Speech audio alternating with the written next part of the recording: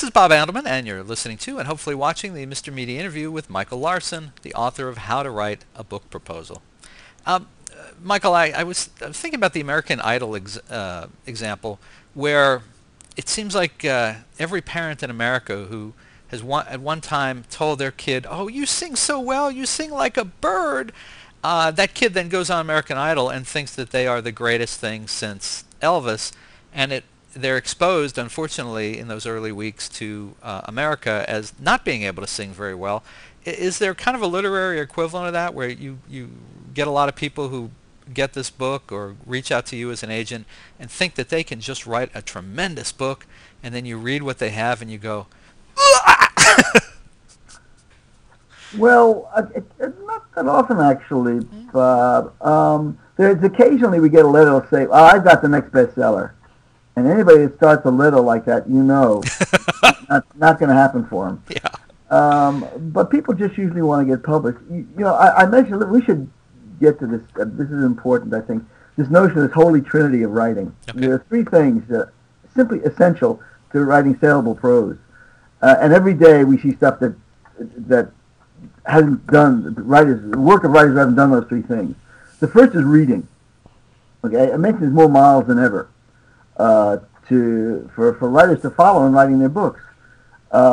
Every day we see stuff where writers obviously haven't read enough books of the kind they're writing to know what's expected in a book like that. One of the reasons to read, become an expert on the kind of book one wants to write, is you get a sense of what books should be like, and there's a length and style and what's going to be expected in successful books like yours. Mm-hmm. That's the first thing. The other is writing. That's the second part of the Trinity is writing, doing as many drafts as necessary, taking the time to craft books, to do as many revisions as possible. Colleen McCullough wrote the 1,000-page manuscript for the Thornbirds 10 times on a typewriter. So you do whatever it takes, as long as it takes, particularly with the first book. Impossible to predict. And the third aspect of that, which is really crucial, is feedback, getting feedback on it. Writers will not get it right by themselves. I'm sure you don't, and I sure don't. And I've written or co-authored 11 books now. You need feedback. It's really crucial. If one's writing fiction, for example, I think it's crucial to have join a critique group or a memoir that should read like a novel. Join a critique group or any kind of not writing for that matter, that meets regularly and critiques each other's work. I mean, that's tremendously valuable. Having beyond that, a network of readers to give you feedback as you go along and on the whole proposal and manuscript.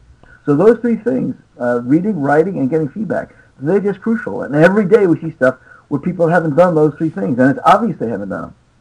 And a fundamental thing, agents and editors reject more than 90% of what they see.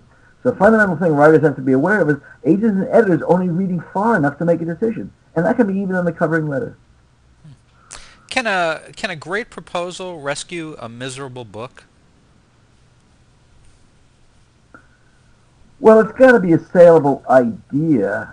No amount of marketing will sell a bad book, but no, I mean, editors and agents look at thousands of things a year, and so they can size up things pretty quickly. They can size up from a covering letter, they can size it up from a title even, and titles are extremely important, and most books don't have the best possible titles. Most books that are published don't have the best possible titles. So the authors are too close to their books to come up with the best possible title. I mean, that phrase, they say, well, I've got this working title, and that's an oxymoron. My working titles never work. But virtually never work. So,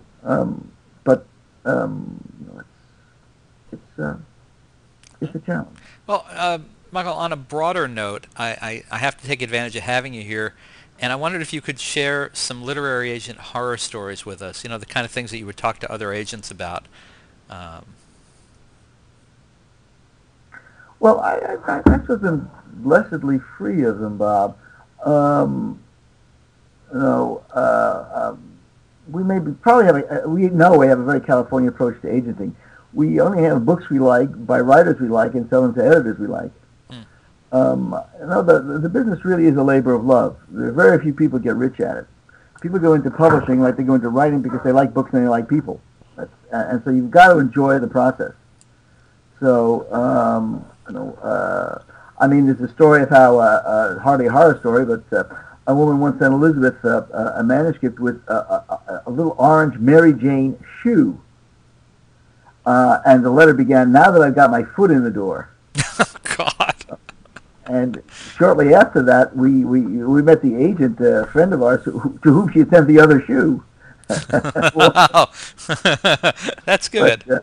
but sometimes you can tell right away from the query letters whether we can help somebody. I mean, somebody sends a query letter. They said, "Well, I've written 2 novels. One is fiction, one is nonfiction.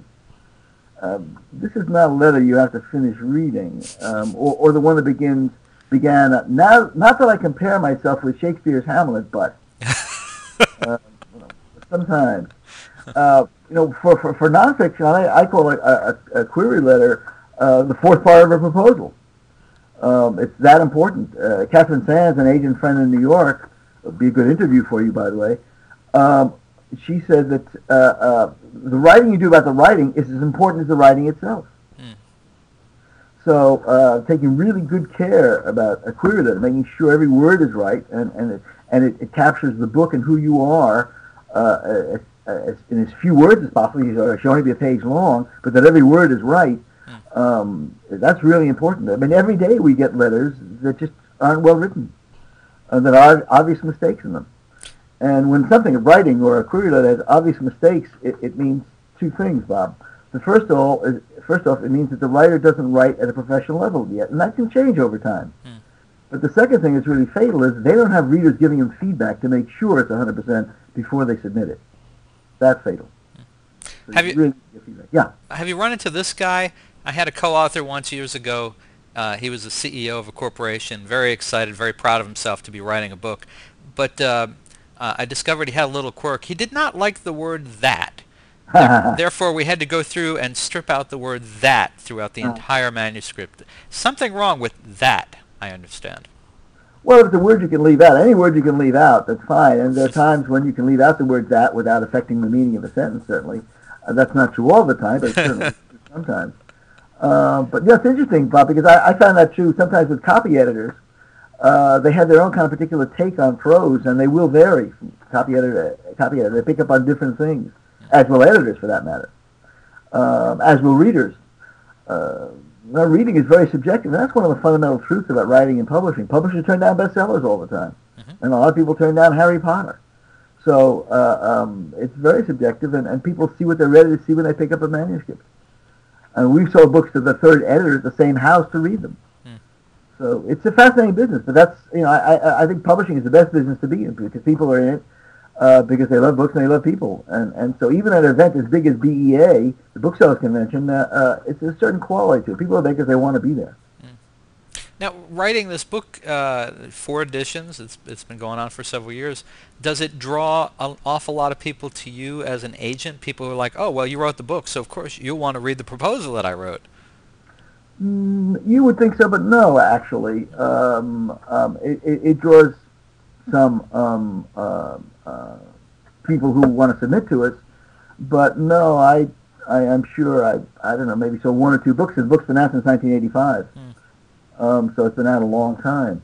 But no, not really. But again, it's getting harder and harder for us to sell small books by new writers to big houses, and that's a challenge. That's why, I mean, for me to handle a book today, it's got to be publisher-proof. More than 80% of the books that are published fail. And I don't want to sell books that fail anymore. I did that for decades. So good books that just didn't get the push they needed from publishers. Life is too short. Yeah. Have to succeed because of what authors bring to them. So I want authors who are going to make books fail-proof, and if they do, their books will succeed. So, and I'm happy to help them. I mean, I love books. I love writers. Agents love to get excited, as do editors, about their books and their authors. But success is more important than a bigger mid-sized house. More important that one of the paradoxes of the business, Bob, is that it'd be better for an author in a book to be a big book at a little house than a little book at a big house where it'll get lost. I agree. So, I mean, that's just that reality. So at the beginning of the career, writers need success more than they need a big house. The challenge is to get published and build a name for yourself, and you'll get where you want to go, to have clear goals about where you want to go, and have a long view as well as a short view about what you're doing. Well, Michael, before we completely run out of time, I got to ask you, it wasn't that long ago that some people were saying that the Kindle and then the iPad and the Sony Reader and then the Nook were spelling the N for books and for writing. My sense is completely the opposite. I'm kind of wondering how you feel about these devices. Oh no, they're one of a huge reason why now is the best time ever to be a writer. I mean, the fact that you can add media to ebooks, you can add links to anything on the web, you can include video. That's amazing, and you can update books so they become living documents, not just words on a page. Mm-hmm. The fact that they connect to social media, so you can have a reading community, and the fact that you've got the long tail, you connect to backlist books. One of the things that happens with these e-readers is if writers read one book by an author, they right away buy other books by the author. Mm. I mean, all those Push two of a things button. are incredible, are amazing. That's the real revolution after Gutenberg. That's fabulously exciting. It's also disruptive. It's great for writers, but agents and publishers have got to find their way in this new world, and that they're still figuring out. Yeah, I love it. I held off on getting a Kindle for a long time, and my family gave me one for my birthday last fall. And boy, I love it. I feel bad that it took me this long. And now my thing is I'm trying to get publishers who are trying to get authors on Mr. Media to send me the books to my Kindle, so I don't have to have stacks and stacks of paper here in the house. So I've come full circle on that myself. Good. Well, editors love it too. You know, they used to get bad shoulders from carrying manuscripts home, and now they on the subway, and now they just download stuff on their on their e-readers. So exciting times. It's great news for writers, and it's going to lead to an explosion of creativity and collaboration. Like this. Exactly. Well, folks, listen, you can find the 4th edition of Michael Larsen's How to Write a Book Proposal at great bookstores everywhere, or you can order it right now at a great price at mrmedia.com, mrmedia.com. Michael, I know you have a website. It's Larsen, L-A-R-S-E-N, Pomada, for your wife, Pomada.com. Are you involved in social media, Facebook, Twitter, that kind of thing? Ooh, what an embarrassing question. I'm on there, but I don't really do a lot. You know, I long for the day when at the end of the day there'll be no more emails in my inbox. That day never happens. And all I can do to get through email. I have this blog that I really enjoy doing, and it's a challenge for me to even get to that. So social media, and I'm a big believer in it. The ability for social media to build a platform and to promote books is huge. But alas, I'm available that way if anybody wants to reach me, though. All right. Well, Michael Larsen, thank you so much for joining us on Mr. Media today. Well, thank you very much. It was a great pleasure, Bob. My pleasure. And folks, for more original interviews with America's top authors of fiction and nonfiction, you can surf over to our main website, mrmedia.com, mrmedia.com. And if you've enjoyed today's show, subscribe for free to Mr. Media via email, RSS, or iTunes, and you'll never miss another show. You can also listen, as Michael does in San Francisco, with a piece of string and a tin can in many locations. It's not supposed to be a joke. Shh.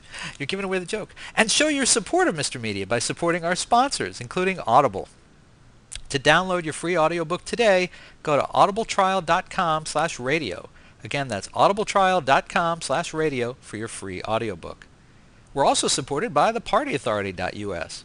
Call DJ Ira for all your party entertainment needs nationwide at 1-800-DIAL-DJs or visit their website, thepartyauthority.us. We'll even accept a donation via PayPal to help defray the cost of producing Mr. Media. If you've got an idea for a guest, a comment on today's show, or would like to advertise on the show, email me directly at bob@mrmedia.com. You can also follow Mr. Media on Facebook, on Twitter, or our new YouTube channel. Thanks so much for listening to the show, watching the show. We always appreciate you giving up a piece of your day, spending it with Mr. Media. Thanks for watching, everybody. Bye-bye.